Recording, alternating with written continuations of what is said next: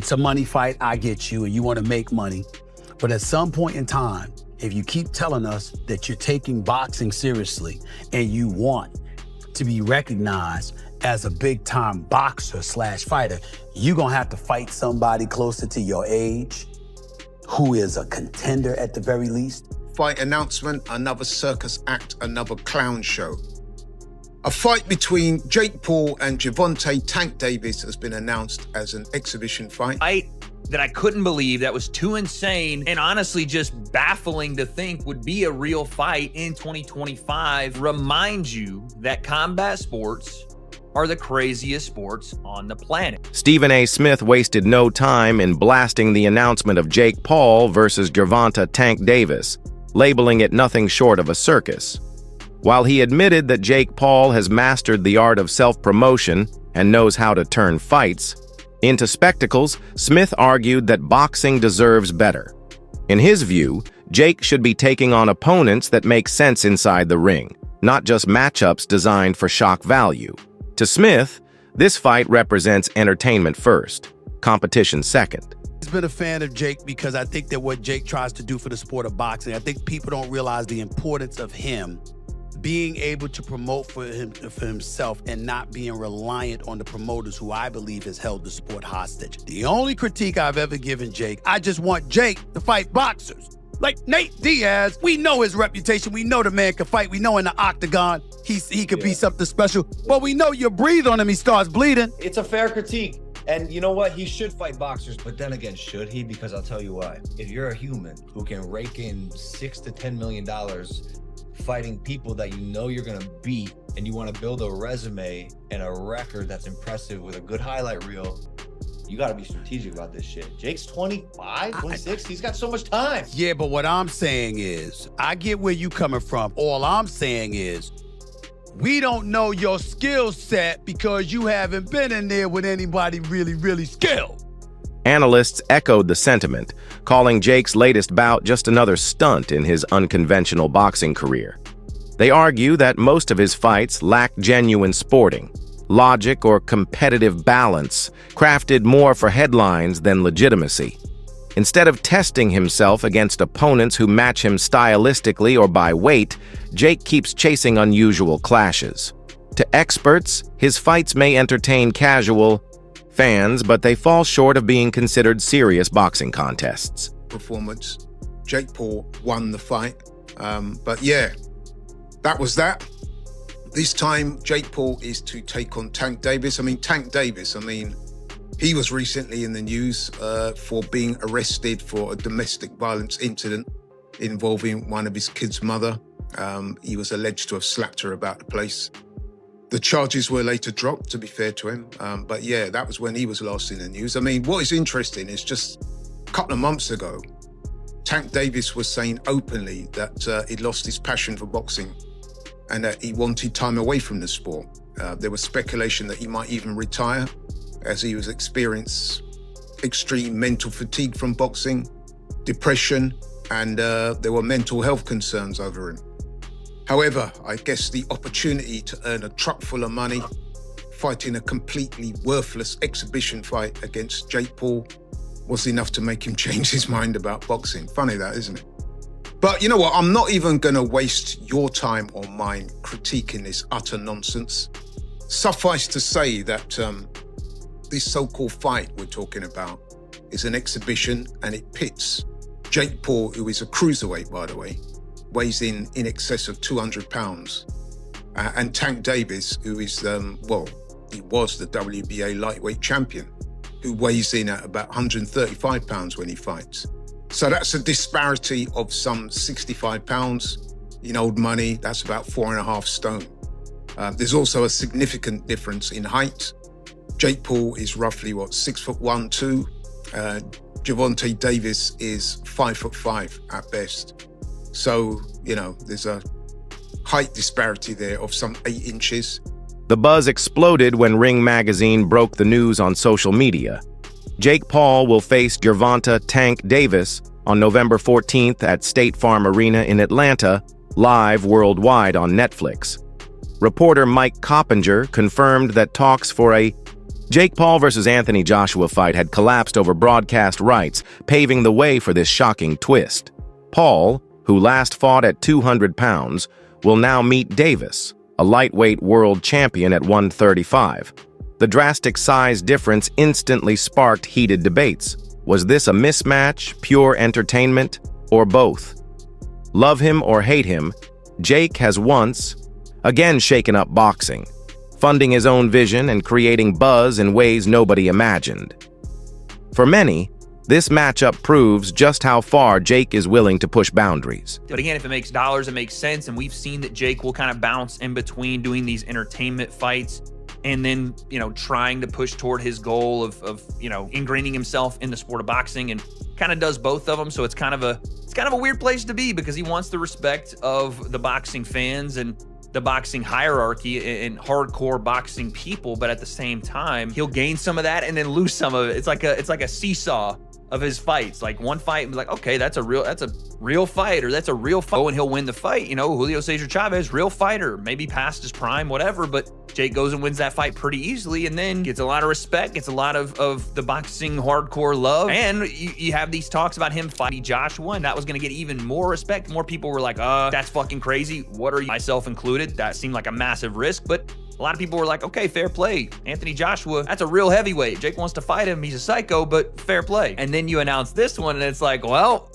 that's the same thing people have been saying about Jake for years. So it's a weird spot to be in for him, for sure. But I talked about this not being the first choice, and I don't think it was, because Coppinger reports next that talks for Jake Paul to face Anthony Joshua collapsed over network issues. Now, heard the talks, and they were pretty public, from Eddie Hearn, from Jake. Nikisa Badarian, Jake's manager, was over in the UK on, I think, Sky Sports, talking about the fight and saying how it was a real possibility and they were really starting to work on it. And now Mike Coppinger says that the talks for Jake and Joshua fell apart over broadcasting issues. Jake himself confirmed the fight on Instagram, hyping it up with the words, "Size versus speed, power versus precision. One will rise, one will fall. Live from Atlanta, November 14th, only on Netflix." The post went viral, setting the internet ablaze. Legendary trainer and commentator Teddy Atlas also weighed in, offering a more balanced perspective.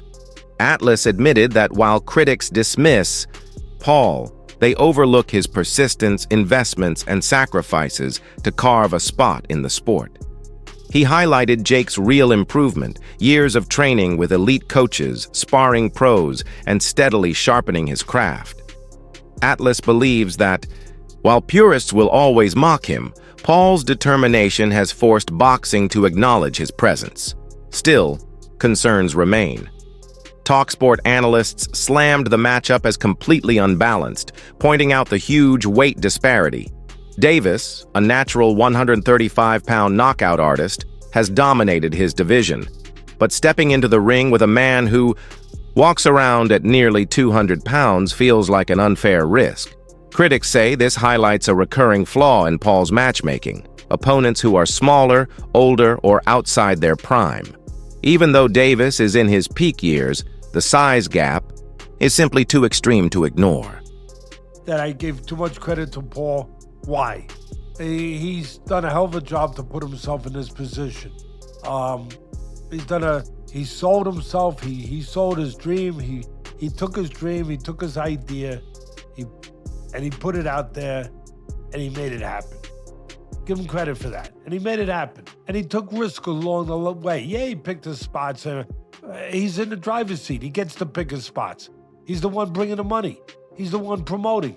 Yeah, he's the name. He made himself that, coming from where he came from, with all his followers and the whole thing, and just the uniqueness of what he was doing. But he has learned along the way. He's not a top guy yet. No, I don't know that he ever will be. He didn't have that amateur background and the things that you usually need to be a top guy.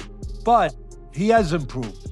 He is a work in progress. He is a guy that you got to give him credit that he's respected the sport. He went out there, he's worked hard at it, and he's gotten himself into this position.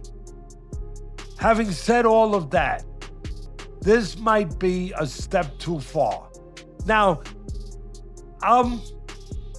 when I say it, I'm also, I try to be responsible. I've been in this game 50 years, so I know where not to step, where you could twist an ankle, or worse, you could break a leg or fall down. When I say that with the understanding, too, that Joshua's coming off being knocked out. Boxing scene analysts warned that the fight is a lose-lose scenario for Davis. If he loses, critics will say the size difference made it inevitable. If he wins, detractors will claim Jake Paul was never a real boxer to begin with, downplaying the achievement. Either way, Davis risks his reputation far more than he stands to gain. Netflix, and that's probably where the problem was. So I think that fight is sort of like dead and buried in the water. And we get Gervonta Davis, man, like you guys said it, is a 135-pound world champion, lightweight world champion. The guy's my height. He's 5'5", and Jake Paul is a cruiserweight. You know, he walks around at sort of like 15 stone. So, and it's an exhibition. So look, if you buy into that, then yeah, fine. But it's not one for me. Spence, let me ask you this: if you were European champion, right? Yes. Before you had to retire, Sally, you were European champion. If you were, how tall are you? What are you at? 4'8", 4'9"? 5'5". 5'5". Okay. If you were in your pomp at European champion and you were 5'5" and you were fighting Jake Paul, would you fancy your chances? Absolutely. I think, yeah, definitely. I think I fancy my chances. I think Gervonta Davis actually beats him as well. He's one of the pound-for-pound best fighters in the world at lightweight. But it's a bit of a weird one, isn't it? It's like you got a guy of 5'5" boxing a guy of 6 foot plus. Cruiserweight. Yeah, it's just all a little bit odd. I feel if they're going to do an exhibition, perhaps Jake should have picked someone more his size. Look, his last fight against Julio Cesar Chavez Jr. Was at cruiserweight. Chavez Jr. was a former world champion at middleweight himself, and that sort of made sense. And it was a good win for Jake Paul. You know, he come out there and he beats an ex-world champion. He gets a little bit of credibility, and you go, right, now you're heading in the right direction. Others argue that Jake Paul's power in boxing doesn't come from rankings, but from his wallet. His financial clout and promotional muscle allow him to bypass traditional matchmaking and secure fights on his own terms. After luring Julio Cesar Chavez Jr. into the ring, and now Davis, Paul has proven his influence. Traditionalists see this as harmful, undermining the sport's integrity by ignoring weight classes and rankings in favor of spectacle. I'd say it's win-win for Gervonta as much as it is for Jake. Jake, it's like, okay, you're fighting a former world lightweight champion. You're bigger, so you have some advantages, even if you're, at a severe skill disadvantage. You're not supposed to expect to do anything, but if you do, it's even, it's bananas for you. It's great. Gervonta, I don't know. What if Jake hits him? Jake's a big guy. I don't know if Gervonta stood next to Jake. Jake's a big guy. Yeah, he's a big dude. Yeah. And Gervonta is small even by lightweight standards. Right. So it is a little bit of a David and Goliath fight. It's just, the David character in Gervonta is much, much more skilled. But I guess there's that's the thought process. As far as what it does for boxing, well, absolutely nothing. But then again, what have Gervonta Davis and Jake Paul really done for boxing in the ring aspect? Because Jake, very good promoter. I am a believer in Jake as a promoter, and I think that he has a future as a promoter, and I think he's done very well as a promoter, and I think his company has done some very good things for the sport, and for young fighters, and for brewing talent and making good fights on that basis. But as far as from fighters' perspective, what they do for boxing from a fighter's perspective, I don't think Gervonta Davis has ever done anything for boxing, honestly. Like I feel like TV has just in this generation, they just create stars, and then they just tell you, okay, we're gonna make this guy the star. It's like they're pre-created, and then they just tell you,